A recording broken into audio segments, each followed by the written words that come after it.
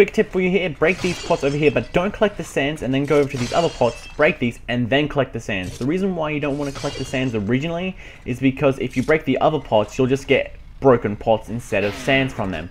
I don't know why it works like that. I guess the game sees that you don't have many sands, and so it has a high chance of giving you sands. So if you don't collect the sands from the first pot, you'll have more sands if you break the second pot without collecting the first sands.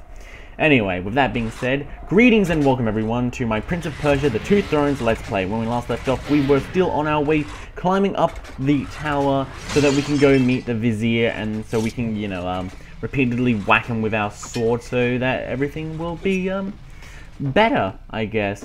Now, there really isn't that much to talk about in terms of, you know, speed tricks here, so I'm going to talk about something that I just saw, you know, not too long ago. But apparently, Ubisoft is working on a new entrance into the Prince of Persia series, and it's going to be a follow-up to the Sands of Time, you know, trilogy or quadrology, since there's 4 of them.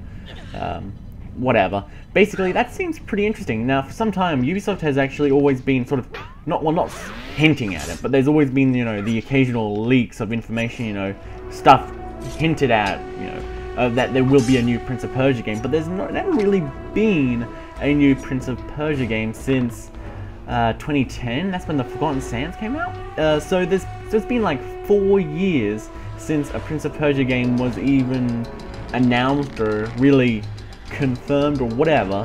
So it's been relatively quiet on the Ubisoft front. Hopefully it's not just another remake of the original Prince of Persia games. If you don't know what I mean by the original Prince of Persia games, the original Prince of Persia games were on the Amiga, I believe, or something like that.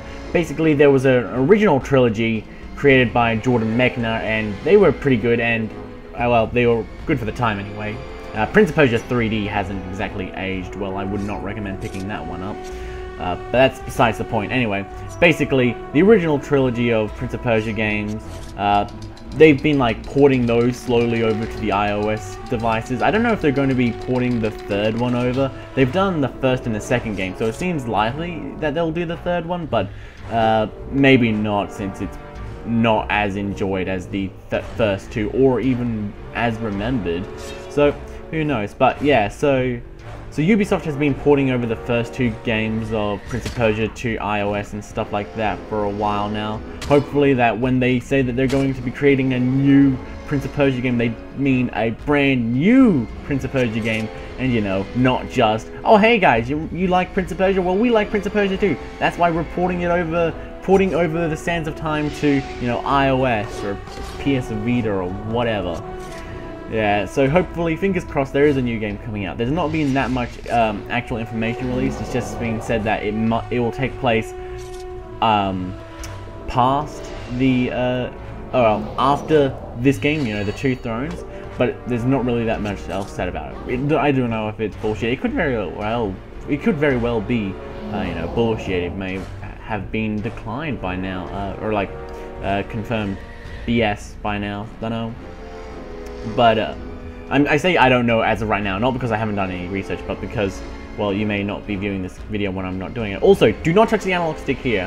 That bit is very dangerous, because if you touch the analog stick and fall off the edge, what will happen is that you won't be able to rewind time, because after a cutscene, for some reason your sand meter like empties out completely and it has to recharge. So if you fall off that ledge, your prince will fall to his death, and you can't rewind time to the point where, you know, you haven't fallen off, and instead you'll just have to wait until, well, you won't have to wait, you'll have to just redo the entire thing. So that can be really annoying. So do watch out with your analog movement, and, you know, be careful when that cutscene ends, because it can end up rather messy. You know, you think, oh, I've got to quickly press the right analog stick and, you know, get a move on, but because of the way the camera works, you might press forward when it looks like you're trying to go back or something like that, and you'll end up walking off the cliff, and, you know, just bad times all around.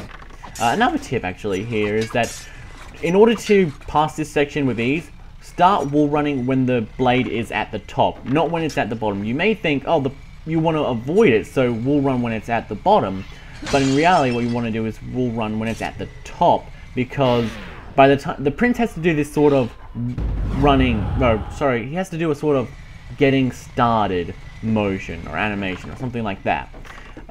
And so what that requires him to do is he has to push back a little bit and then move forward, and by the time that he's done that animation, the sword blade has already moved back up, and you'll run into it if you start wall running when it's down the bottom and away from you. So that's something to keep in mind if you want to, you know, not get hit, stuff like that.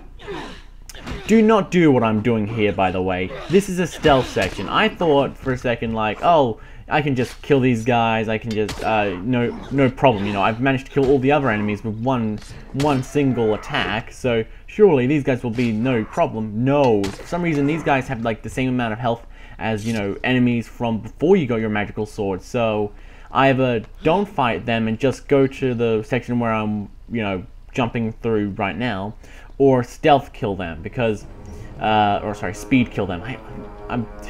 It's the end of the game and I'm still calling it stealth kills and not speed kills. That's my bad. Anyway, yeah, so just make sure you speed kill them, and yeah, either speed kill them or just ignore them entirely. Don't actually engage in combat with them because you'll just waste tons of time. It's not worth it. It's just all around a poor decision. Should not have done it. Do not follow my actions.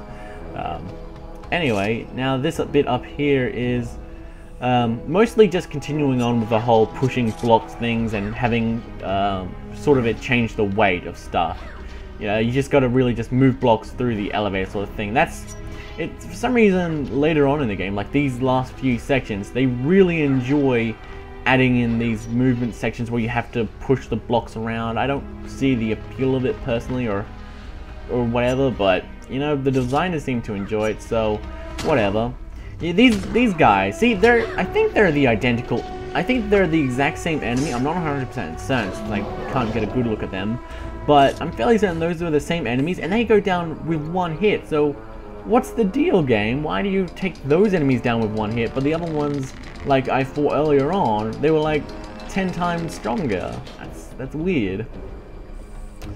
Anyway, now that we've moved the block up, we just need to make our way up. Now you may think, oh, just wall run up here, then go to the right and jump through that, but actually, you're not supposed to go this way. I've thankfully edited out the section where I end up, you know, falling to my death and rewinding time, but yeah, don't go that way. Instead, what you want to do is you want to go over here, and now if I will cooperate, you want to wall run up the wall behind it. Yeah, so, no, go back, me.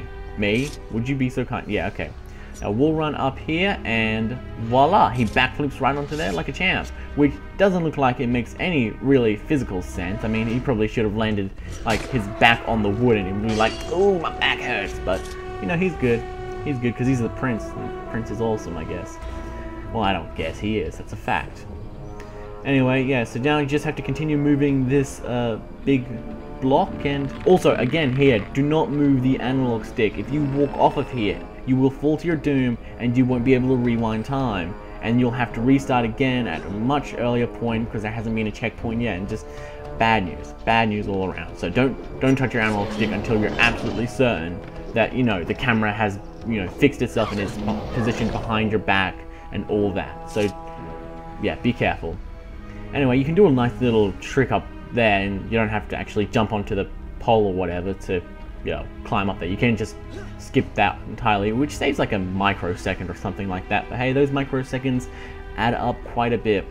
Now there is a trick you can do on this little tree ledge thing, which allows you to like completely skip this platforming section I'm doing right now, but I've never been able to get it to work. Basically it just involves rewinding time and then not rewinding time, and it'll just basically like send you forward a bunch, like it'll like glitch your movement up and move you forward. I don't know exactly how it works because I've never been able to get it to work, so I couldn't show it off, but I've seen other people do it and it looks cool, so yeah. But I do know a little thing of too around this little section. Like, you saw me do the little bit with the launch pad thing. I don't know what it's called, I've forgotten, my bad. The launch pad where it sent me flying further than it normally should. It's basically like, I don't know the exact timing, but it's basically just don't be too early with your button press, and then you'll probably get launched very far. So you won't have to, you know, grab onto certain ledges and spots and then jump onto another spot, you'll just be launched forward several spots and you'll save more time. It's a bit hard to describe, but yeah, that's what you got to do.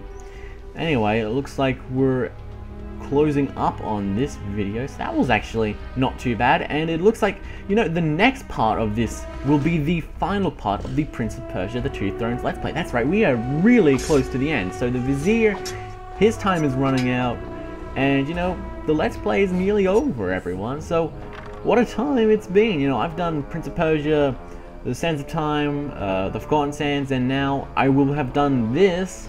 Man, we've gone far. Now the only Sands of Time trilogy game, or quadrilogy game, whatever, left for me to do is Warrior Within. Well, still got the next part to do actually. Before I get onto Warrior Within, let's just end this Let's Play first. So, join me next time for the end of the game. GG. Please let me